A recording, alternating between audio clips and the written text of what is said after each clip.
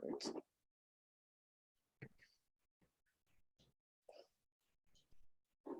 Okay, I will start. I'm Jill Cruz, and I live outside of New York City in Rockland County, New York. And I am have an MS in nutrition, CNS. I graduated from University of Bridgeport, Connecticut, for those that I may have some fellow alum on this call. And I'll just popcorn it. So after you go, you choose somebody next to go. Let's start with Martha. Hi, my name's Martha Paradis, and I work and live in Tenafly, New Jersey, right outside of Manhattan. I've been working with trauma since about 1988, before we knew a lot about how to work with trauma. Since then, with all the brain imaging that has come about, we have a much better understanding. I completed a 3-year trauma training with the Somatic Experiencing Institute out in California, which is one of the main trauma institutes and a modality that a lot of trauma therapists use. I published a memoir about my own trauma history growing up in a third world country before a revolution, and actually now also offer for free for anyone who's interested how somatic experiencing worked with the particular traumas that I experienced. So I'm very pleased to be here. Yeah. Thank you. You want to just call someone to go next, Martha? Robin. Hi, I'm Robin Maynard-Dobbs. I'm in Seattle, Washington, and I'm a health coach, a hypnotherapist, and I am a counselor in Washington State. And my work is called Becoming Lighter, and I do health coaching, and I've been working with women who struggle with food and weight for the past 30 years. So I'm going to call on Laura. Get that right? Did you mean Lauren? Lauren. Hi. Hi, I'm Lauren. I live in Northampton, Massachusetts. I have a master's in functional nutrition and also my CNS. So I'm a functional nutritionist. It seems like I'm frozen. Yeah, but we can hear you. Okay. I'll call on Tisa, who I work with. My name is Tisa Felt. I live in Bend, Oregon, and I'm a functional nutrition and lifestyle practitioner, so also doing functional nutrition, and read this book when it came out a long time ago and rereading it now that I'm in this field, and it's just blowing me away every time I read it, the nuggets that I'm getting out of it. So love it again. Mm-hmm. And I'll pick Katie. So I'm Katie, and I have a practice called VivaWise Functional Wellness that that was weird. My screen just zoomed out. That focuses on complex health issues for people. So we don't have like a very specific niche. So we get to see people with all kinds of issues, and we see trauma being a big issue for a lot of them. I read Body Keeps the Score also many years ago for my own trauma, and then have applied a lot of it to our patients. So I'm really excited to learn more about this. And I'm in Fort Worth, Texas. So then Melinda. I'm Melinda Moyer, and I am a functional medicine certified health coach. I also work at VivaWise with Katie, and I've heard so much about this book. I just bought it, and I'm excited to start reading it. And then I need to call on someone. So Robin? Or Robin? Robin already went Before before you got on, Melinda. Mia? Anne hasn't gone yet. Anne. All right, I'm going to unmute. Okay. Hi, I'm Anne, and I am out of Dayton, Ohio. I was supposed to be at the conference in San Diego, but recovering from an illness, so doing much better. So I'm glad I'm able to join you guys. I'm a certified nutrition specialist and got my master's at University of Bridgeport. I have my own practice, I Script Nutrition, and I partner with a functional medicine MD in the Cincinnati area. I work with his patients with complex cases, and I also work with Recode 2.0, Dr. Bredesen protocol. I got certified through that. So I've just started taking clients. I'm working with a client right now. And that's going really well. And I also do the Opus 23 if anybody's interested in that. So I'm really interested in the genetics and helping people really get into the weeds of, what's going on for them genetically, and, kind of taking it a step further than kind of the traditional personalized, things that we do, but, taking a little deeper. So that's what I do. And I'm really excited. Actually, I've already listened to 3 chapters of this book, and it's mesmerizing because I realize that all of our clients, they think they're coming to us for nutrition, dietary advice, but there's so much more. And so we're kind of that gateway. We can help people realize that it's really much more than just the food they're eating, but it's the thoughts they're thinking, it's the past traumas and how they've, so it's just, this really fascinates me. So I'm excited to be part of the group. Okay, let's have Linda. Why don't you go next? Hi, Linda. Hi, hi, Jill. Hi, everyone. So thank you, Jill, for inviting me. Jill and I just met on Sunday, and she invited me to join this group for the discussion. So thank you. But I have not yet read the book in however many hours since Sunday. So, but I'm a physician by background, physician and a physiologist. I practiced for 10 years in Denver, seeing patients with obesity. And then I've actually been in the pharmaceutical industry for the last dozen years, developing treatments and educating the greater scientific community about the science of obesity. I'm very happy to be here. And just a small note, Linda and Cheryl Leventhal, you all, Linda's in Montvale. So I think it might be nice. I'm not. I know. I had a feeling it might be nice for you two to get to know each other. Yeah, you'll have to send me her contact information when we get off. Yeah. Why don't you go, Cheryl? I always feel like I'm out in the middle of nowhere here. I'm a functional medicine physician. I was previously trained in hematology oncology and then left in 2005 to do functional medicine and help launch Jill, I think. True. And I've been doing lately some longevity medicine and genomics as well through Intellex DNA. And I'm trying to get through the Bredesen mild cognitive impairment training. That's like another 40 hours or 50 hours. And I've also been training a little bit in immunology and sports and exercise physiology and immune rejuvenation, trying to kind of point my practice in a little bit more specific directions. And I met Martha many years ago, and she opened my eyes to all the things that I've been missing all these years in my patients, and read several books that she recommended. And I've never been the same person since. So thank you, Martha. And I think Mia and one other person, I just see iPhone. So, but go ahead, Mia, go first. Hi, Jill. So I'm Mia Rigdon. I'm based in Los Angeles. I have my master's in nutrition and integrative health, and also my certified nutrition specialist certification. In addition to my nutrition training, I'm a classically trained chef. I did not go to a healthy culinary school. I went to a French cooking school in New York. So a lot of what I do is trying to help my clients blend the clinical with the practical. I work with a lot of mothers, a lot of people who have really busy jobs, who travel a lot and just really want to optimize their health. With that comes a good share of autoimmunity and gut issues and, a lot of stuff. And I have a cookbook coming out in January, which is exciting. Cool. Yay. Awesome. Hi, ladies. My name is Anna. I guess mine shows up as an iPhone. Oh, Anna. Okay. I thought that was you, but your hair looks so different. Oh, because it's blonde now rather than pink. I finally, let the pink run out for now. I might go back later. So my name is Anna. I also have a master's in human nutrition from the University of Bridgeport, functional nutrition. And I just recently passed my CNS exam, but I still am working on my clinical hours.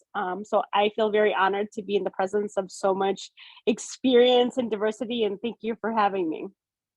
Mm-hmm. And you have, you're a social worker as well, right, Anna? Yes, I was a social worker in my previous career. Mm-hmm. I worked in DCFS and domestic violence. the Department of Children, Family, and Domestic Violence. Mhm. Okay. Congrats on passing your CNS. Thank you Yeah. so much. So this is our second meeting, and I've never done a book club before, so I'm still trying to figure out exactly the best flow for this. But one of the things that we did this time was Cheryl invited Martha, for I think pretty obvious reasons, for this book. So we had a couple of people with some questions, which I sent to Martha ahead of time. So I thought maybe we could start with those that will give us some structure, and then we can, I think, riff to a certain extent. I personally, this book also has been blowing my mind, so I'm super excited about it. Do you want to just maybe read the first question and go from there, Martha? And then, if stuff, for those of us who've read the book, if stuff comes up, let's bring up your questions, your comments, your observations. Okay. So the first question is, can you recommend a brief screening tool questionnaire to screen for trauma history? And the moment that I read that question, I was like, oh boy, because frequently when someone who has a trauma history begins to talk about it, they either become extremely activated, they go into sympathetic activation, or they shut down. So one of the things just that I want to say just briefly about people who've experienced a lot of trauma, frequently they have difficulty with trust because something happened in their life, especially if it was relational trauma, especially if it was during childhood, in which the people who were supposed to protect them, in fact, hurt them. And in my experience, whenever someone with a trauma history goes to see a physician or nutrition, the other person suddenly can quickly step into the role of the person who was the perpetrator or the abuser. So one of the things that I've done is I ask people to make what's called a trauma timeline. Now, I frequently initially don't use the word trauma. I'll say something like, could you just make a timeline starting with, when you were young, of any events that happened in your life or anything that you think would be important for me to know? For example, were you ever in a car crash? I'll use that one. Were you ever, as a child, were you bullied, for example, is another one.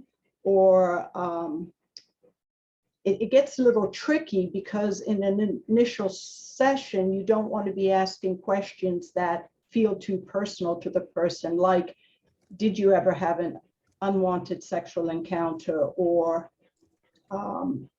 did you ever witness violence? So initially, I keep them sort of more benign, for lack of a better word. For example,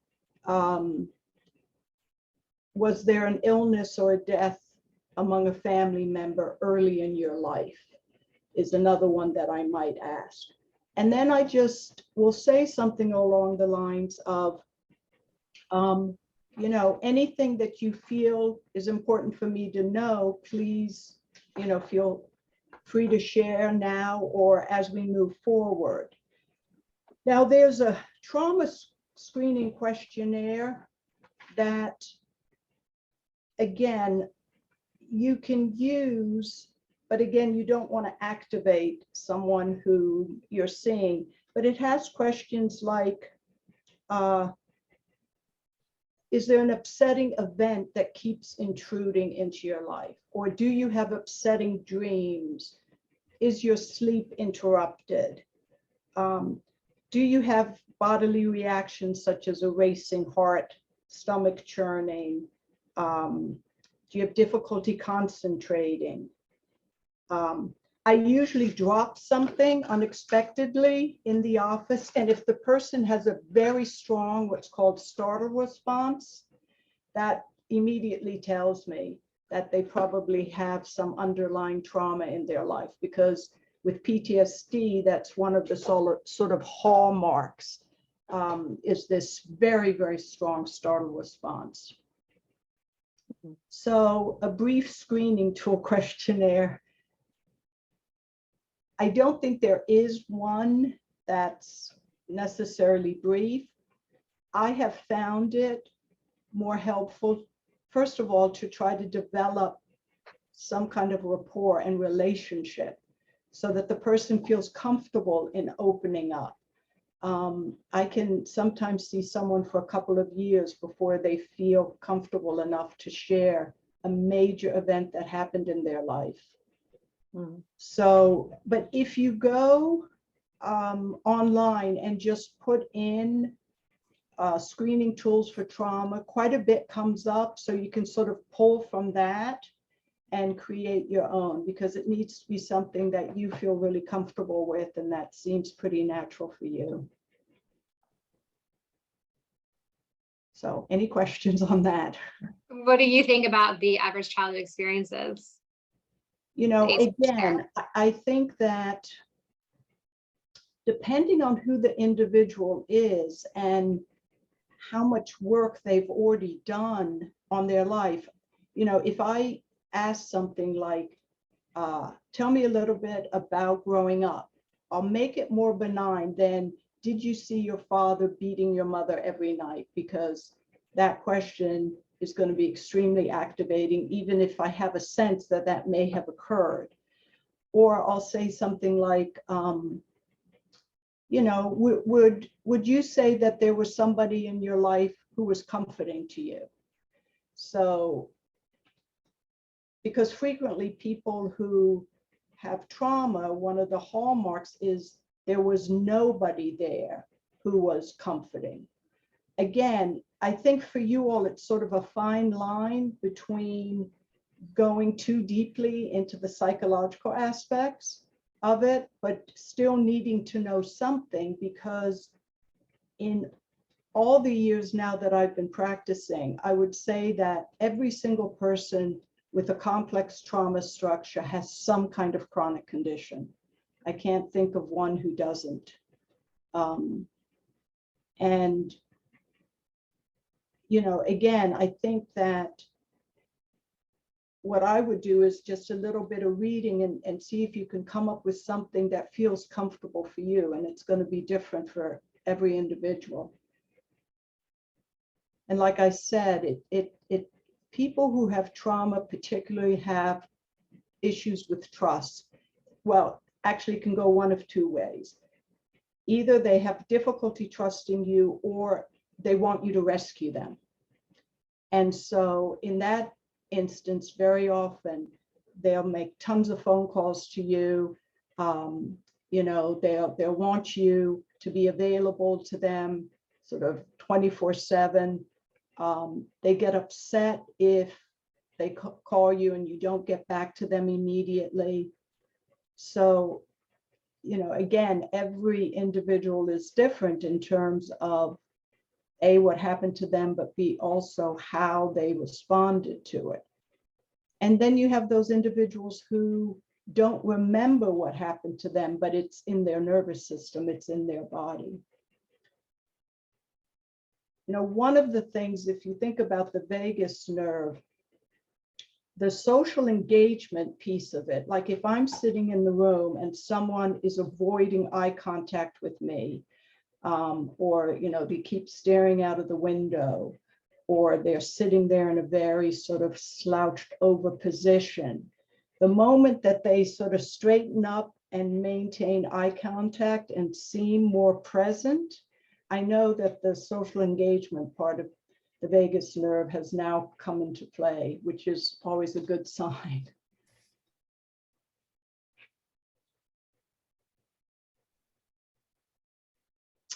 So feel free to make comments or questions. Yeah, I've been shocked kind of sometimes at what comes out on the first visit, you know, childhood rape and raped by brothers, cousins, beaten, dragged. When I've just met the person like 30 minutes ago, and it's really tough, when you don't have the training to know how to deal with that and how much time you need to dwell with them there. You don't want to gloss over it, but on the other hand, you're doing your intake and you've got a lot of stuff to go through. And then, on the other hand, like you said, Martha, there's people that I've known and taken care of for years, and then I find out later through them or through another way that they've had terrible trauma and they've never brought it up. So, that kind of makes me feel like, well, I never really connected with them at the level that I should have because I missed that.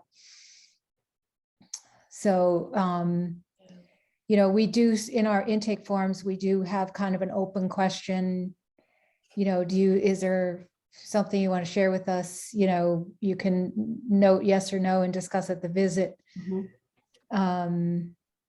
But I agree with you. I think, doing a big screening tool is probably not a great idea unless you're equipped to deal with the answers. Right.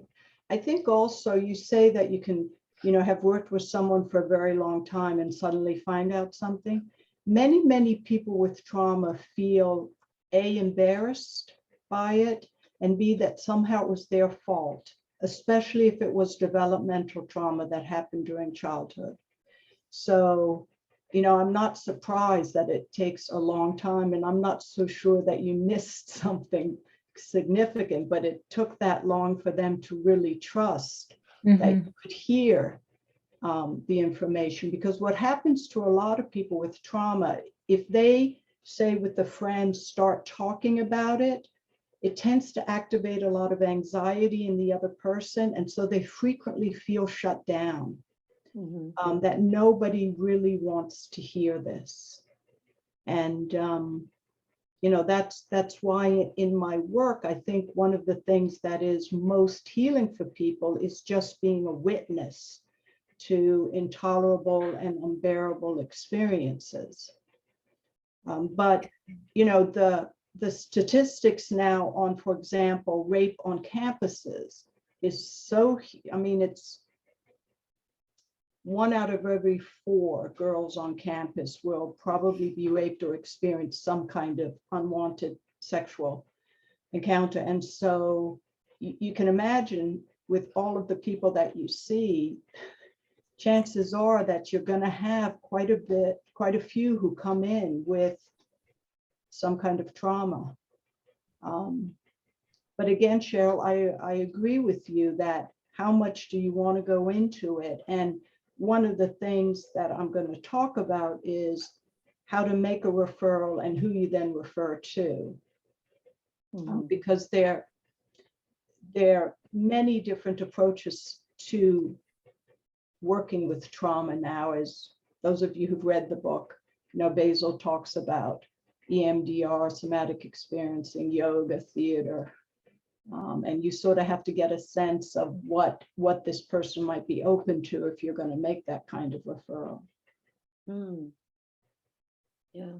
So do you have suggestions on, because, like Cheryl said, we've got a lot of information to cover, trauma is just like one question out of 100 that we're, trying to get to. So do you have suggestions on what a compassionate and understanding way to respond is that also, allows us to move on through the eval? Well, I think I might do a little bit of a psych ed piece. In other words, we know that people with trauma probably have, adrenals that are tired and have had cortisol coursing through their bodies for a very long time. And so I might ask, after they've shared, say someone shared, I was raped by my brother or whatever, I might say, is that something that you've ever had the opportunity to work with a therapist on? And, I might say, because we know that our minds and our experiences and our bodies are all connected. And so whatever's gone on for you in that realm is obviously going to possibly be something important in working towards your physical health. So, That's a really good feedback, Martha. That makes a lot of sense. And I feel like as somebody who worked with trauma victims for many years in my social work career, it oftentimes, even when you're doing an intake or trying to figure out if a child is safe or somebody's safe in the moment, you kind of have to pivot into not discussing the trauma at length, but rather finding out whether or not there's immediate danger. And I use similar, approaches. So I really appreciate you sharing that. Yeah. Yeah, that's super helpful, that piece. It's like you're giving a little bit of education and you're kind of, yeah. Yeah, a lot of the work that I do with patients is sort of in the psych ed area because, people come in with very dysregulated nervous systems. They are either sort of in sympathetic activation all the time, or they're in dorsal shutdown, or they're vacillating between the two. And, one of the goals is to help regulate their nervous system. And again, I don't think you all can do this, but you can make referrals. And I think this is where any kind of mindfulness practice is so helpful to people. Mm. There are lots of people who've never taken in a breath. They've never really paid attention to their breath or taken in their breath. And I teach some basic things along the lines of something called grounding, which is you sit in the chair, you bring the awareness to the back of the chair, giving you support. You bring your awareness to your butt sitting in the chair, and then you bring your awareness down to your feet, fully supported. And frequently, depending on whether someone finds that calming, or they'll say something like, wait, I don't understand what you're talking about. What do you mean I'm supposed to feel my body? Because frequently people who have trauma are totally unaware of what's going on in their bodies. And when they do feel a sensation, it's terrifying to them. All of us all day long, this tingles for a moment, we feel a sort of ache here, we suddenly feel a sensation, and we just sort of assume that they're normal. But for people who have trauma, they frequently those sensations are very scary to them because they've spent so much time, or the psyche has spent so much time splitting the trauma off so that they don't feel anything in their bodies. I know, Cheryl, you once mentioned that a lot of times you have a hard time having people just sort of sit calmly. Yeah, I've been intrigued by the number of devices and wearables that have come out in the last, like, just maybe 2 or 3 years. The Sensate, which is the vibrates on your chest, and the Apollo that you wear on your wrist. And in our office, we use the TENS stimulation to the ear. And then there's some more expensive ones like Newcom and Nirvana. And I don't know if you have any thoughts about vagal nerve stimulation in general. Is it like mindfulness where it's sort of always going to be helpful? And do you have a favorite gadget? I really don't recommend gadgets as much as I'll recommend that they start working with, for example, one of the mindfulness apps. There's Headspace, there's something called Calm. If there's someone who seemed very, very anxious, I would recommend, one of those. Mm-hmm. There's so much out on the vagus nerve now in terms of how to, try to stimulate the vagus nerve. But I'm not really a gadget person. Well, we shouldn't go out and buy an ice tub and plunge into the cold. Or stick your fingers in your ear and start rubbing, around. If anyone is curious, I got the Apollo to try it out. I have an Aura ring and I have low HRV, so like a good subject for HRV improving techniques. Which when your HRV is high, And that means you got good parasympathetic tone, so you would have good vagal tone. And the study that they did in stressed out nurses, they showed a 5-point average increase over like a month or two. And so I wore it for the 5 hours they recommended at least of usage, and never noticed any improvement in my deep, my REM, my heart rate, or my HRV, nor did I really notice much of a change in how I felt, other than when I was stressed, I would go and turn it on, and just like the vibration itself would be kind of soothing, the same way that breathing or oils or anything else would be soothing. So I was like, oh, okay, I'm not gonna end up recommending this one to my patients, but that was just my own personal experience. Yeah, I used the Sensate for about 6 months because I also have low HRV, and I noticed no change in my deep, I was going for higher HRV and also deep sleep because I have very low, poor or low deep sleep. So I gave it up. So it's kind of a drag when you spend money on these devices. Yeah. And, they don't do anything. And then they sit around and they just take up space. Right. It's an app and it's called Pause. And basically a neuropsychiatrist came up with it. Let me just see if I can find it. Open Pause, because this one's really simple. Okay. I can't, but basically you have a screen with a circle, and the circle moves and you just follow the circle. It's almost hypnotic and very mesmerizing, but it does seem to calm the nervous system. You know, I had to have an MRI this morning. Before I went to the machine, there I was with my, my paws following it around. What about the neural feedback? I actually didn't finish the book. I'm close. I think I'm on the, I don't know, close to the end, but I actually had a guest on my podcast a couple of weeks ago, and she's a psychotherapist, and she uses neurofeedback. And, you know, I guess she's getting really good results with that, but I haven't gotten to that part in the book. Yeah, I have to tell you, I don't know a huge amount about it.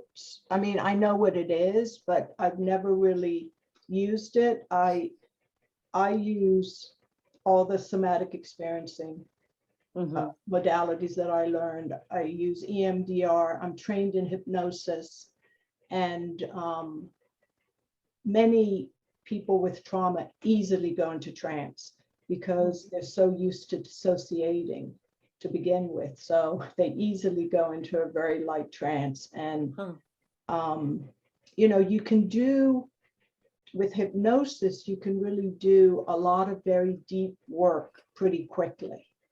You know, I'll teach people some self-hypnosis techniques that they can then utilize if they're feeling activated.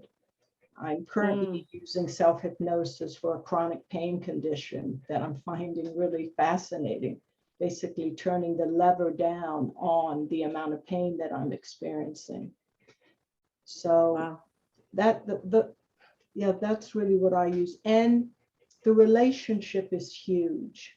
I would say that they've done so many studies on what actually helps in therapy, and they found that from Freudian to cognitive behavioral, you know, to psychodynamic, the factor that seems to be the most healing is the relationship.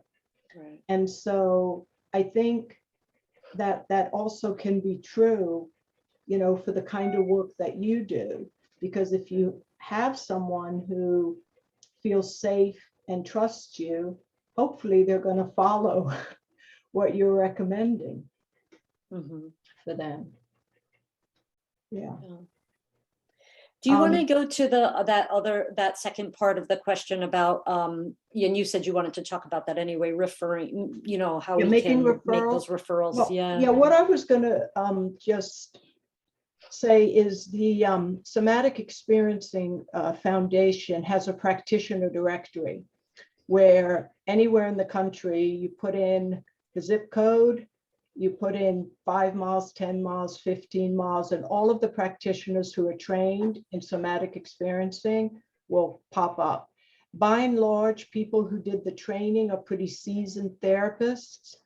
Interestingly, on the West Coast, there are many, many body workers who do the training, and on the East Coast, there tend to be more therapists. I don't know what that says about our two coasts. But if you put in somatic experiencing practitioner directory, that will come up. And that way, you know that you're getting someone who's an SEP, somatic experiencing practitioner, who's done the 3-year training. And they cover everything during that training, from, you know, witnessing violence to auto accidents to child abuse to sexual abuse. You know, so I don't think there's much you can throw at a somatic experiencing practitioner that they haven't worked with. So that's Somatic Experiencing International? No, Does that sound I would right? go to, if you put in www.trauma. I think it's .org. Let me just look. Traumahealing.org. Yeah, is it .org? And it's Traumahealing.org. trauma. Okay, that's the one. They keep changing it because they keep redoing. Yeah, and there's quite a bit that comes up when I just search for somatic experiencing. Yeah, there's a But yeah, it's the same website that I actually was at. That's the directory. Okay. Yeah. So I'm just going to put it in the chat just to make it easier. Yeah, for it's people just you go to find a practitioner and then put in the information that you want. And now it's worldwide. You know, there are somatic experiencing practitioners all over. So some of the practitioners on there don't have anything after their name, and some say SCP certificate. Yeah, What's the the ones difference? who say SCP are the ones who completed the 3-year training. Okay. So personally, I always choose an SCP if I'm looking for someone in another state. Do you know why the other ones don't say that? Like They're what probably makes... still in training. Oh, okay. Any Gotcha. of them have, you can go to their website and it'll talk about 2nd level training. But once you complete the training, you then, you know, are required to have a good number of hours of supervision with practitioners. So it's a very rigorous program. Hmm. So you don't have to be a psychotherapist or You don't. a counselor to, okay. You don't, no. I think you have to have some kind of certification in something, like massage therapist or craniosacral.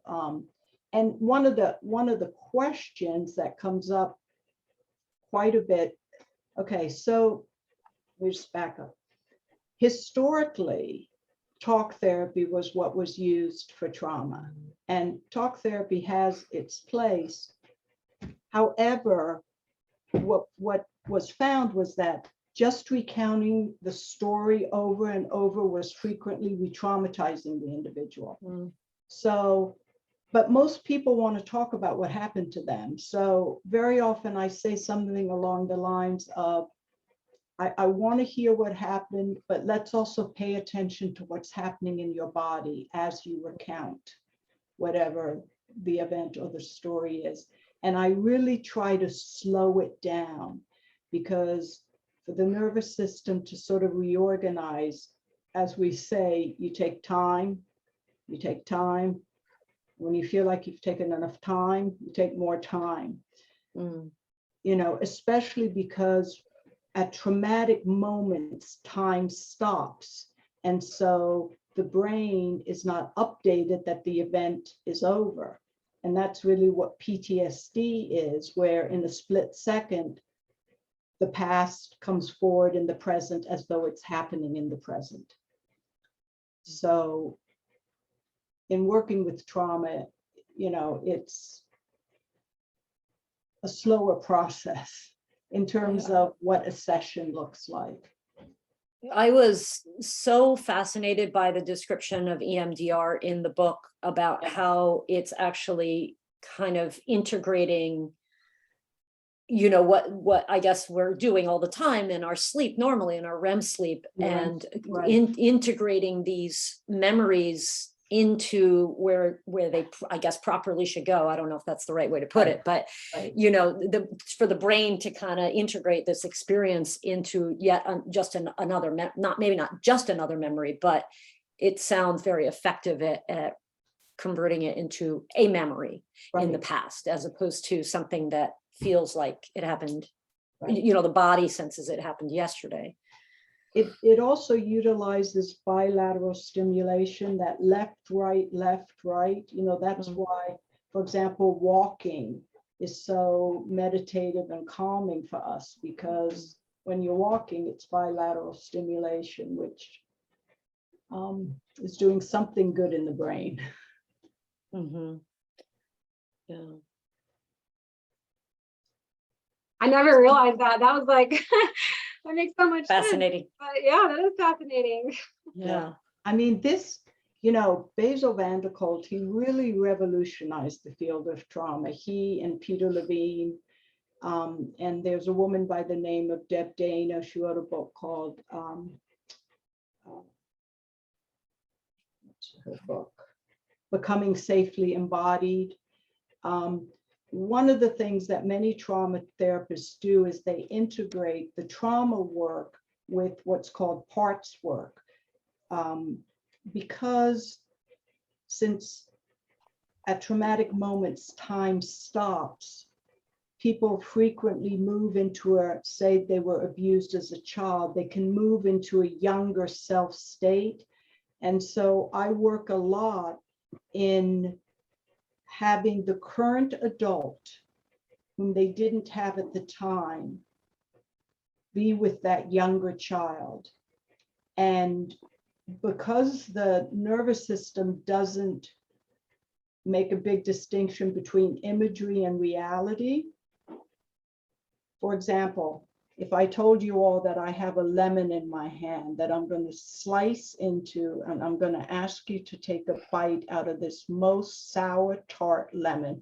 If I continue to describe that, usually people will start to salivate, but I have no lemon. So we utilize imagery a lot, where when you're working with younger parts of a person, you bring in what are called competent protectors that they didn't have at the time. Because frequently people with trauma will blend. In other words, their reactions are huge. Let me see if I can give you an example. I'll just make it personal for a second. So there was an incident that I had where I was trapped. So things like elevators, airplanes, MRI machines, I don't do well in. And so before I did a lot of the trauma work, I'd be in there and I'd be totally panicked. I have to get out, I have to get out, I have to get out.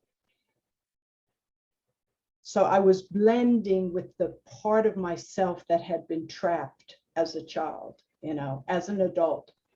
Now, what I do is I pretend that little girl is to my right. I say to her, come on, we're going up the elevator. And up we go.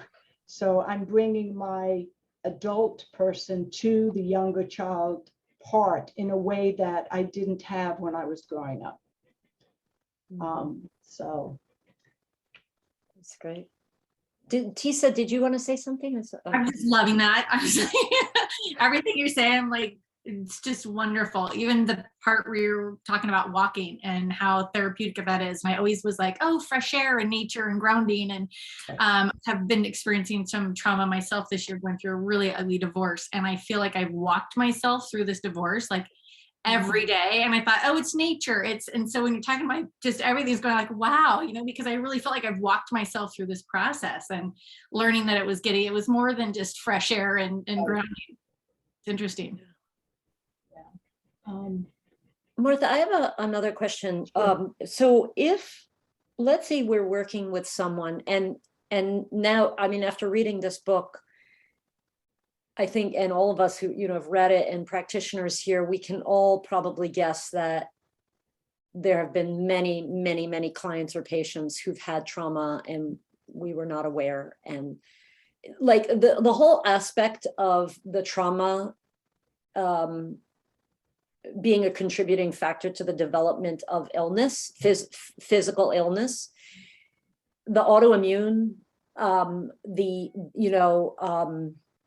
I can't remember what other conditions, but I'm sure, he mentions cancer, obesity, that whole thing just really, I think I heard Dr. Leventhal talk about this years and years and years ago, but sorry, I always refer to you as Dr. Leventhal.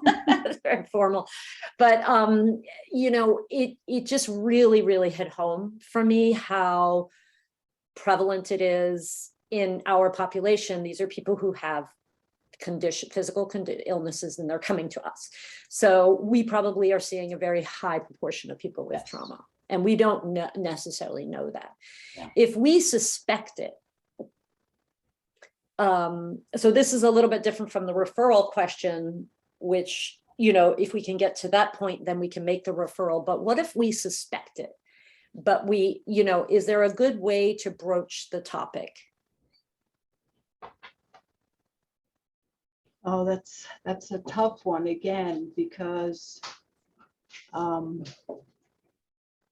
so are you saying you want to ask specifically, is there any trauma in their past? Maybe, or if that doesn't feel right appropriate, so, seeing if they're doing some kind of therapy work. Right. Because then I might ask something more along the lines of, what else might be really helpful for me to know about you? Because you're really trying to build a collaboration.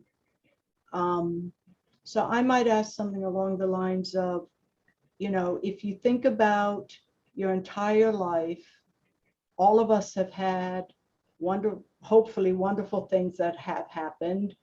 Most of us have had difficult experiences.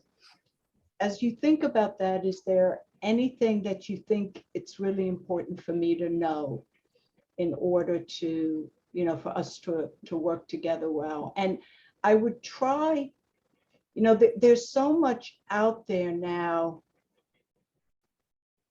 in just the media and on television about the mind-body connection. Do you find most people who come to you realize that there's a connection there, or they don't? Yeah. Well, if they're seeing, the clients who are self-aware, who essentially have been in therapy. Right. Totally. But others not necessarily. Yeah. So I would ask something along those lines of, because you could say, because we know that there can be a link between physical symptoms or illness and emotional experiences from the past or difficult experiences from the past.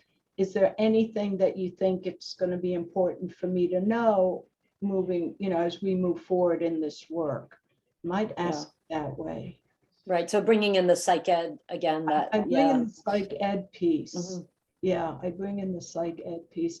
Interestingly, Jill, given that you work with weight loss, many of the patients that I see who struggle with weight, especially on the more obese scale, the weight functions as protection. It keeps other people away. It became the way that they self-soothed,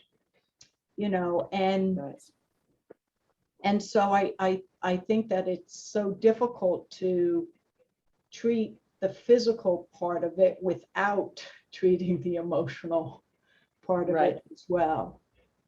Yes, absolutely. Yeah. So then in the next step, someone does say that they had trauma, right, but they understand that there's a mind-body connection, but that doesn't apply to them.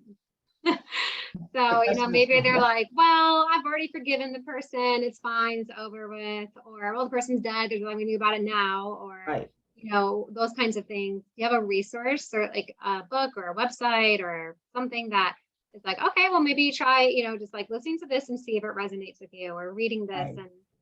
and that helps them to be ready for counseling. Yeah, I think it's hard because people's defenses are there for a reason. We often say that the more rigid the defense, the more pain there is underneath.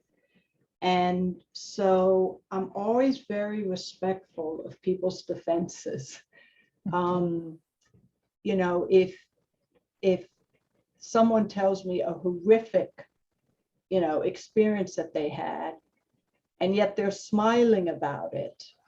Okay, they're telling me something absolutely atrocious, but they're smiling about it.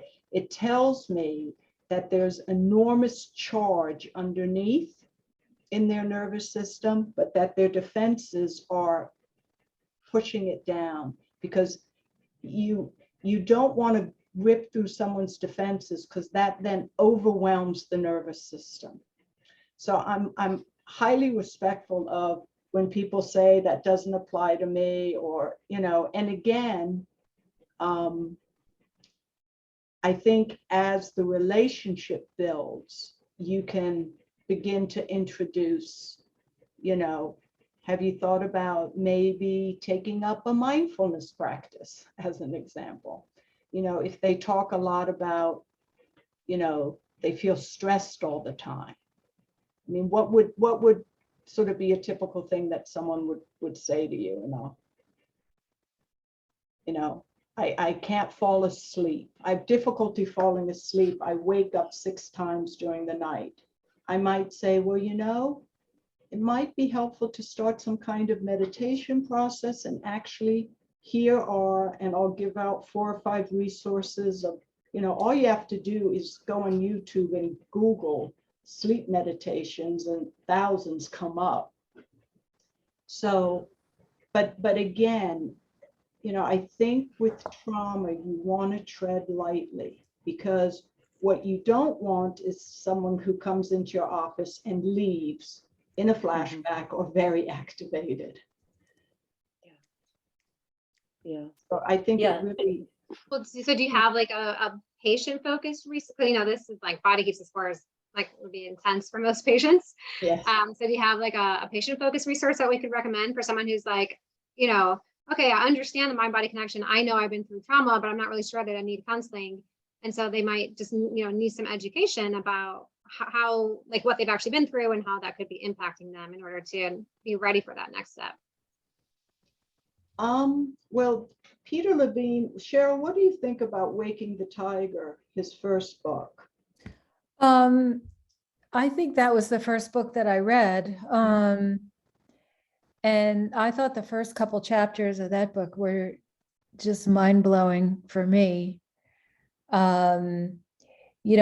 Just not really understanding what is like you talked about time slowing down, about people, how what people's nervous system is trying to do in those moments, and how it's manifesting in their behavior and their reactions. And and what really struck home with me about that was like when people are heavily tranquilized,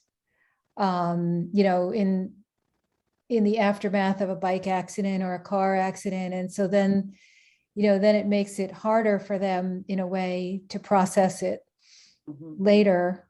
So there was a lot of good stuff in that book that I think wasn't revisited in the Body Keeps the Score. The Body Keeps the Score is a little bit different. So I think they're complementary.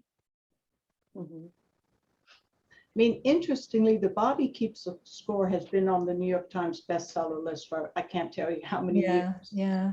Which means a lot of people who are not therapists or in the health professional are reading that book. Yeah. So it should be required reading for all. I think anybody who's helping in the healing world, because what came to mind for me when you were saying, what would a patient or client say is, for me, it's mostly, well, I really want to eat less, but I can't. Like I got your recommendations and we decided that I was going to do X, Y, Z. And then I couldn't execute on that. Like the patient, the client herself is feeling that frustration of like, what's wrong with me? Right. And it's not that bad behavior. Sorry, my TV just went on. That bad behavior is a symptom. Non-compliance is a symptom. That's It's right. not that they're being difficult people. And I Right. think we all need to come at every interaction with our clients from that perspective of like, no, you're not just trying to be you're not just wasting everybody's time and your money. Right. It's And- hard. But I think also what is probably happening in those instances is they're disassociating. They're in a different self state and they're not even aware. They're not fully present. So in that instance, I might ask something along the lines of, you know, do you ever feel like you just lose track of time? Because frequently people with eating disorders or who struggle with food, they're dissociated. And so they're not even fully aware of when they're eating and the amounts that they're eating. Yeah. So, So, sorry, I just wanted to be cognizant of the time. It's 8:29 and I'm sure we've all had, well, those of you on the West Coast, you still have more to do, but for us, it's like, it's bedtime. I think we should wrap up, and any final comments, questions, please feel free to speak up. well, I just wanted to say thank you. Thank you for all your insight. I think for me, one of the most insightful points that you made today was to be cognizant and respectful of people's defenses. Because I can think of many moments, even in my career as a social worker, where I felt like I needed to break through to those defenses because I was trying to figure something out that was urgent. And I oftentimes later on thought about how traumatic that may have been for someone. And so it's good to remember for us, especially within this position, we don't need to traumatize anyone, right? Like there's no urgency to push anybody into doing anything at any given moment. It's more about like, how do we find the in, right, to helping them. Yeah.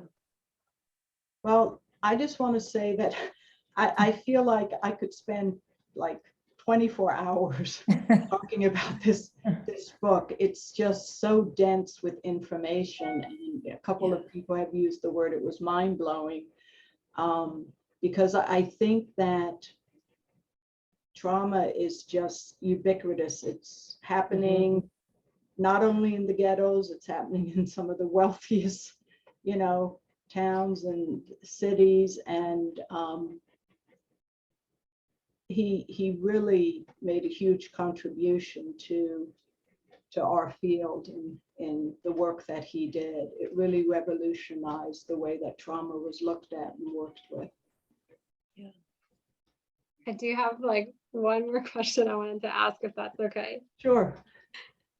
And I know you can't really give like a definite answer on this, but just through your experience and your opinion, is there like a best therapy for trauma? Like the somatic experiencing versus EMDR versus brain spotting, or you know, the neurofeedback, does the one like kind of outshine the others? Does it depend on the patient, or are they all going to be helpful? Okay, so there are many different kinds of trauma. There's developmental trauma, there's shock trauma, there's physical trauma. I would, and there's a big difference between trauma that occurred during childhood and whether there were multiple versus someone has an adult personality, they're functioning well, and something traumatic happens. I think where there's an adult who has a, you know, basically a stable sense of self and something traumatic happens, I think EMDR is really helpful because it goes right into it. You know, one of the things with a complex trauma structure is if you open the window on one thing, everything else starts dropping in. And so then you don't really know what you're working with, and the person's becoming overwhelmed. Because I'm trained in it, personally, I like somatic experiencing because we were trained to work with so many different types of trauma. And it also really brings the relational piece into it between myself and the person that I'm working with. And again, for many people with trauma, nobody has ever heard the story. And so that in and of itself is usually, really important. But I don't particularly love EMDR, that's just personal. So I refer if someone, seems to have a pretty healthy sense of self, pretty good childhood, everything like that, say they were in a car accident or they got mugged and they're having flashbacks, I would refer someone like that for EMDR. If they have developmental trauma or a complex trauma structure where there were multiple traumas over a period of years, I personally prefer somatic experiencing. Okay. Thank you. Robin, were you going to say something? I don't want to go too far over time, but yes, thank you. Yeah. I've just, again, found the book just to be absolutely essential. And what he said in the book is when a person can observe themselves, you can go to the, prefrontal cortex and watch the symptoms. Right. That's where, and that's, I know what somatic experiencing definitely uses that, and particularly some sensations that are pleasant, right? So some places that you've got resources. Right. So my question would be, here we want to direct a person or of course refer to a therapist, but start to really wake up the senses inside so a person can have access to the grounding you're speaking of. Mm-hmm. But then to do that, they don't want to go into their bodies. Right. So this is the dilemma I know I've experienced with just some of the clients with situations that I'm running into. Yeah, I think it's a dilemma. Again, I think that for people who don't like to go into their bodies, I'll ask them, for example, what kind of exercise they might do. Okay. And to just pay attention to how that feels, or when they take a shower, how does the water feel coming onto their body? Can they find places in their body that feel good, where they feel safe? Again, in the psych ed piece, what I talk to a lot is I talk a lot about we're updating the brain. And I'll say, if the brain is like this fist, and you have the survival brain here and the limbic brain here and the prefrontal cortex on top, if something activates survival or limbic, prefrontal cortex is offline. And so somatic experiencing works a lot with bringing the observer part online, so that instead of just being in the activation, the person is able to say, oh God, my feet, they're tingling and I feel like I want to run, versus just sitting there and experiencing that, where they can begin to observe the sensations. And then say someone says something like that, I would then say, imagine that you are running, but towards something safe. You never have someone run away from danger or run away from a perpetrator. And because of the way the brain takes in imagery in that running, there's usually some discharge of the trauma energy, just as an example. Yeah, that's great. Yeah, because it completes what wasn't able to be completed. Right, before. right. Yeah, the action that the nervous system is wanting to do. Yeah, Right, makes right. sense. Yeah. Well, this was wonderful, Martha.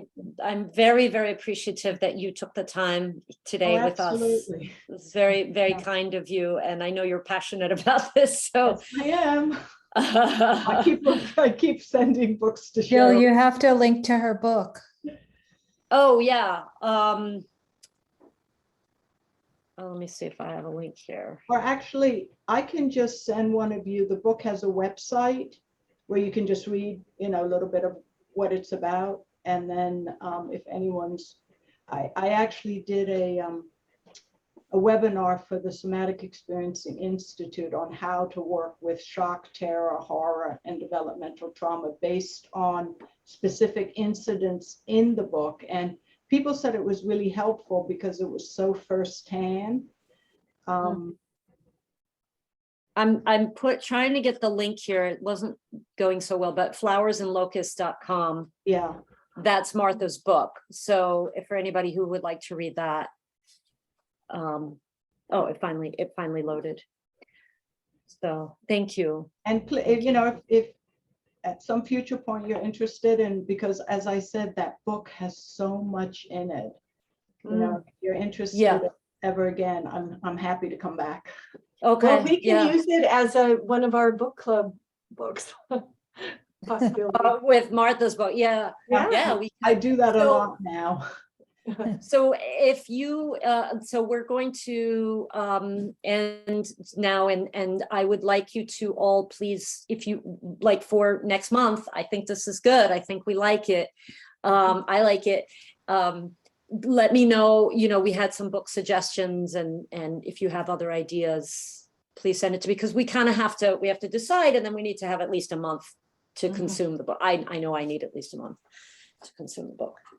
So please email me if you have a book that you would like for us to read. Okay, thanks a lot, Jill. Yeah, thank you, everybody. Good night. Bye. Good night. Thank you, Martha. Bye-bye. Bye-bye. Thank you.